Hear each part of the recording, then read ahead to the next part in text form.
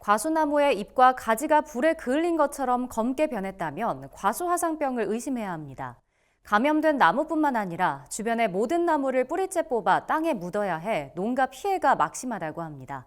이런 피해를 줄이기 위해선 겨울철 나무에 생긴 궤양을 미리 제거하는 게 중요하다고 하는데요. 자세한 내용을 이호철 기자가 전해드립니다. 불에 데인 듯 잎과 가지가 말라가다 결국 나무 전체가 고사하는 과수화상병. 치료제가 없고 확산 속도가 빨라 감염된 나무 주변의 모든 나무는 뿌리째 뽑아 매몰해야 합니다.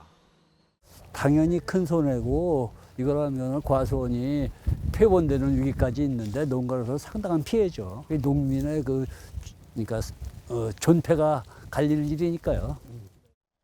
과수화상병균은 나무에 난 상처인 궤양에서 겨울을 보내다 식물 내 양분이 많아지는 봄철에 본격적인 활동을 시작합니다. 때문에 겨울철 궤양을 미리 제거해야 과수화상병 발병 확률을 낮출 수 있습니다. 이 같은 예방 활동이 적극적으로 이루어진 지난해의 경우 전국 과수화상병 발생 면적은 전년 대비 22% 줄었습니다. 이러한 감소세를 올해도 이어가기 위해선 겨울철 과수 궤양 제거 작업을 철저히 시행하는 것이 무엇보다 중요합니다. 이에 권재한 농촌진흥청장은 15일 경기 안성에 있는 배과수원을 찾아 과수화상병 예방을 위한 과수 궤양 제거 상황을 점검했습니다. 권 청장은 지난해 궤양 제거가 농가 의무사항으로 규정됐다며 겨울철 나무에 발생한 궤양을 미리 제거하는 게 중요하다고 강조했습니다. 금년부터 농업인 농작업자의 병해충 예방 교육 이수 그리고 예방 수칙 준수가 의무화됨에 따라서 예방 수칙을 위반할 경우 손실 보상금이 감액됩니다. 궤양 제거가 농가 의무 사항이 된 만큼 농가들의 적극적인 사전 예방 활동을 부탁드립니다. 이날 농진청 관계자들은 스마트폰 앱을 활용해 과수화상병 발병 여부를 진단할 수 있는 방법을 농가에 안내했습니다. 농진청이 개발한 과수화상병 전문가 상담 앱에 궤양 증상을 촬영한 사진을 올리면 감염 가능성이 100분율로 표시됩니다.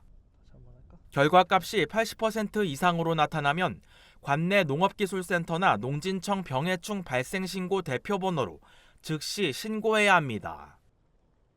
궤양 증상이 있는 줄기와 가지 등을 안전하게 폐기하는 방법을 안내하는 시간도 마련됐습니다. 농가에서 궤양 제거 작업을 할 땐 궤양 증상이 나타난 부위의 주변을 절단한 후 티오파 네이트 메틸 성분의 소독약을 발라주면 됩니다. 절단 작업에 사용한 전정 가위나 톱 같은 작업 도구는 반드시 소독한 후에 사용해야 합니다. 농진청은 올해 과수화상병이 발생할 위험이 큰 지역의 과수원들을 중심으로 집중 점검과 무작위 정밀 진단을 진행할 계획입니다. 이때 감염 위험주가 확인되면 신속히 매몰 작업에 착수할 방침입니다. MBS 이호철입니다.